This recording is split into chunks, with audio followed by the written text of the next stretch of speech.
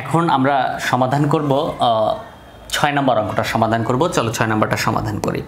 6 নম্বরে একটু ব্যতিক্রম আছে। 2x plus 2 divided x equal to 3 হলে x square plus 1/x square এর মান কত? তাহলে আমরা প্রথমে লিখি দেওয়া আছে, লিখব কি দেওয়া আছে, দেওয়া আছে। তাহলে এটা হচ্ছে 6 নম্বর প্রশ্ন। দেওয়া আছে 2x square plus 2 divided x তারপরে square 2x plus 2x plus 2 divided x 2x plus 2 divided x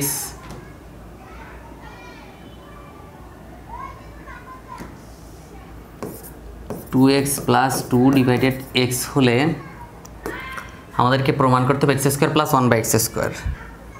অতএব প্রদত্ত রাশি x square plus 1 divided x square, এটা আমাদেরকে সমাধান করতে হবে। তো আমাদের যেটা দেওয়া আছে সেই মানটা কিন্তু একটু পরিবর্তন করে নিতে হবে, হালকা একটু। কেন পরিবর্তন করতে হবে সেটা আমরা যদি এইটা সমাধান করি তাহলে বুঝতে পারবো। এটার অনুসিদ্ধান্ত কি বলো তো আমাকে একটু। অনুসিদ্ধান্ত হচ্ছে কি, এই a square plus b square, এটা অনুসিদ্ধান্ত দুইটা, বইয়ের মধ্যে লিখে রাখো। a square plus b square অনুসিদ্ধান্ত a প্লাস b তার হোল স্কয়ার মাইনাস 2ab, আরেকটা হচ্ছে a মাইনাস b তার হোল স্কয়ার প্লাস 2ab। খেয়াল করো, a প্লাস b তার হোল স্কয়ার মাইনাস 2ab আর a মাইনাস b তার হোল স্কয়ার প্লাস 2ab। কথা ক্লিয়ার? ওকে। এখন আমরা কোনটা বসাবো, প্লাসেরটা নাকি মাইনাসেরটা? এর জন্য দেখতে হবে এই উপরেরটা প্লাস আছে না মাইনাস আছে। আছে প্লাস, তার মানে আমি বসাবো প্লাসেরটা। এই যে এখানে প্লাস আছে, এই জন্য আমি বসাবো কি প্লাসেরটা বসাবো। তাহলে প্লাসেরটা বসাও, কি বসাবা? x প্লাস এই যে x প্লাস 1/x মানে b, x প্লাস 1/x তার উপরে স্কোয়ার মাইনাস এই যে মাইনাস 2 এই যে 2 a মানে হচ্ছে x শুধু আর b মানে হচ্ছে 1/x। স্যার এখানে তো x স্কোয়ার দুই জায়গায় ছিল, আপনি খালি এক জায়গায় দিলেন। জি, এটাই তো সূত্র, এটাই তো অনুসিদ্ধান্ত।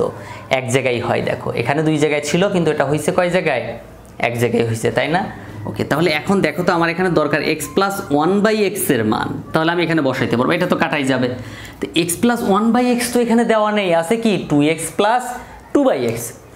এইটাই হচ্ছে প্রবলেম, যে এখানে আমাকে একটু কমন নিতে হবে। কি কমন নিতে হবে? 2 এই 2 আর এই 2 এর মধ্যে কমন যায়। এই 2x কিন্তু উপরে আছে, এই 2 যেমন উপরে আছে না x এর মাথার উপরে, এই 2x উপরে আছে। আর এই 2xটা তাহলে কার উপর আছে স্যার? 2xটা আছে 1 এর উপর। কার উপর আছে? 1 এর উপর। যে 1টা আমরা দেখতে পাচ্ছি না, এটা মনে মনে ধরে নিতে হয়, ঠিক আছে?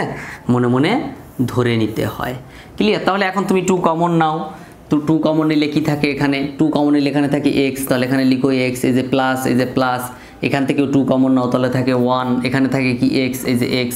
ব্যাচ, কথা ক্লিয়ার? আমার কথা ক্লিয়ার? তোমরা বুঝতে পারতেছো? ওকে, একটু বোঝার ট্রাই করো। তো এইখানে একটা ব্যাপার হচ্ছে2x plus 2 divided x equal to 3 ছিল, এখানে একটা 3 ছিল, এখানে একটা কি ছিল? 3 ছিল। তো আমরা সমাধান করতেছি এখন, এটা মানে কত? 3 ছিল। হ্যাঁ, এখন এই যে 2টা এই পাশে কোন অবস্থায় আছে, যদি এটা আমি একটু বিস্তারিত আরো ভালো করে দেখাই, তাহলে দেখো 2x plus 2 divided x equal to 3 ছিল। তাহলে এখান থেকে যদি 2 কমন নেই, তাহলে এই যে 2 নিয়ে নিলাম কমন, তাহলে এখানে থাকবে শুধু x প্লাস এখানে 2 চলে আসবে, তাহলে এখানে 2 নিয়ে নিলে থাকবে কি? শুধু 1 থাকবে, প্লাস ডিভাইডেড এই যে ডিভাইডেড ভাগ x।